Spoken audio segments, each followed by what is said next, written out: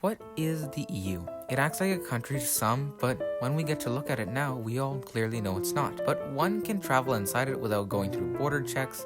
People that live in the EU also have their country's citizenship plus an EU citizenship. Then there is the EU single market that binds the member states together economically and their own currency, the euro. Also, if say that you live in Greece and want to live in Paris because of the jobs and the quality of life, you can work without a visa, and thus it can work the other way around. After that, the EU starts looking like a country that isn't a country. So what is this weird entity and what powers does it hold?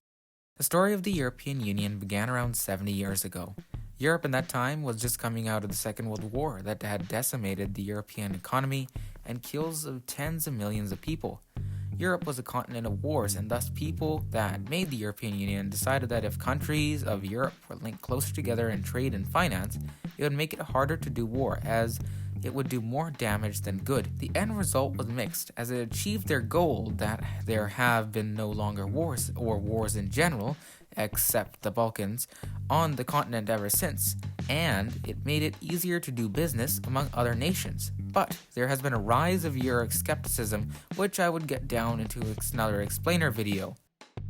The European Union started off not as like a full union like it is today, but in a series of treaties and trade deals that have gradually become more ambitious than the other one before it. The first major move of the European Union was the Paris Treaty, signed on 18th of April 1951. This was a free trade deal between the 6 countries on steel and coal. Then, in 1957, there was the Treaty of Rome. This laid out the frameworks of the European Economic Community and Euratom. This was another attempt to bind the European states more closely together. The ECC eliminated tariffs between each country, so if you don't know what a tariff is, then hear this. For example, say I wanted to buy a Tesla from California and you lived in New York, you can buy it with no extra tax. That extra tax on things you bring in is a tariff, vice versa. With the ECC, if you wanted to buy an imported Beetle from Germany and you lived in France, and you can do so with no extra import tax.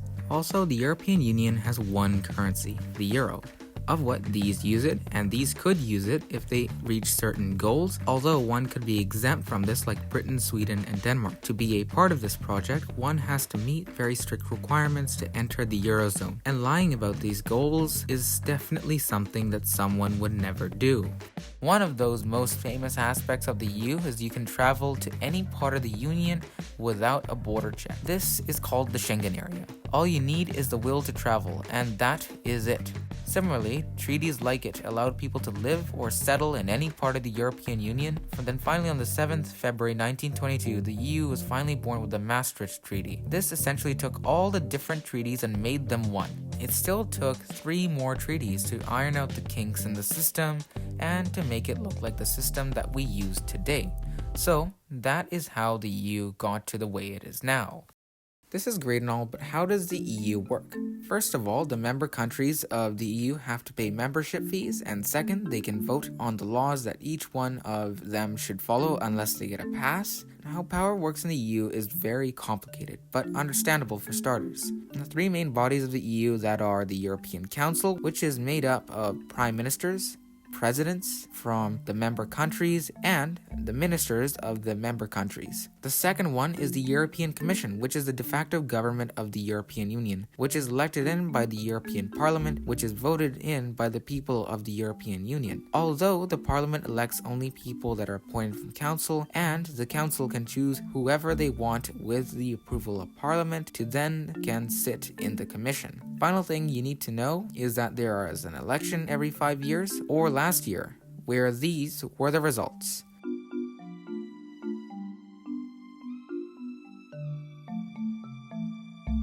So then comes the question of how does law get passed in the EU? Let's take an example of Article 13 because you all know what that is all about.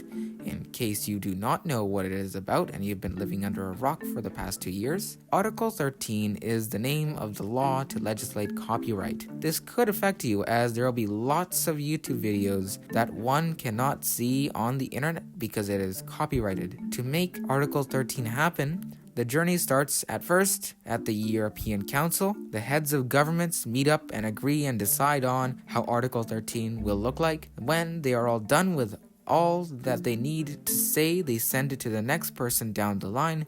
the European Commission, which is like the Prime Minister's office in Canada or the White House. They got their own president, vice president, and commissioners, which is like a minister in Canada or the United States. They read out the law by the council to the parliament. Parliament makes their own version of the law and they discuss it with the representatives of the other bodies of the European Union. After all the details have been worked through with the parliament, has to then say yes or no if it is a yes, and no if it is not. In this case, it was a yes. Then they work on the next important thing. Even though the European Parliament may seem powerful, can administer the laws that get passed, but its powers are restricted. Like, for example, if an MEP, a member of the European Parliament, wanted to make a Green New Deal like Congresswoman AOC, they could not, because that is the European Council's job, not the Parliament. This makes it seem as a country, but there is an important aspect that makes it not a country. That is the way that the EU government is set up. The main issue is that the European government is not independent as the power comes from below, or for the EU, the countries that make up the EU. One can say that the power for countries like Canada also comes from below, but that is power from the people of Canada. In this case, power for Canada to govern came from the provinces or territories. The Canadian government would be like the EU, a subservient government. Because of this small detail, the EU is not a country, rather a union. In most countries, there is no way to achieve independence. There is no way for California to get out of the United States. It has to stay with it and stick together. If the relationship between California and the United States gotten so bad because the US, banned avocado toast, California's could result to the rights of revolution. That is a moral right, not a legal one. Countries like the UK can choose to be with the EU as they please, and if they don't want to be, then they can separate. And the entire EU project is supported by the member countries. If the countries believe that they should keep the EU alive, they can. They decide they don't want to bother, then they won't. There is also another reason why the European Union is not a country. This is because nobody believes it's a country. Sure, there may be that weird guy saying that the European Union is a country, but still there is the other part to it that makes it a country. Other countries need to agree that the European Union is a nation. Although there are ambassadors to and from the European Union, embassies to the EU, including the fact that the European Union has a seat in the World Trade Organization, this is not enough, as people in the EU know that the European Union is not a country, and other countries believe that as well. Thus, the European Union is not a country, and the European Union is just a union, just with more power. It's kind of like how money works. We believe that this rounded piece of metal with a loon on it is worth $1, and we believe that this collection of people and land in the country of Canada is a country. On the other hand, this collection of people and land called the European Union is not a country because we do not believe in it being a country, and the European Union doesn't want you to think as one. If you like this video, be sure to subscribe and leave a comment.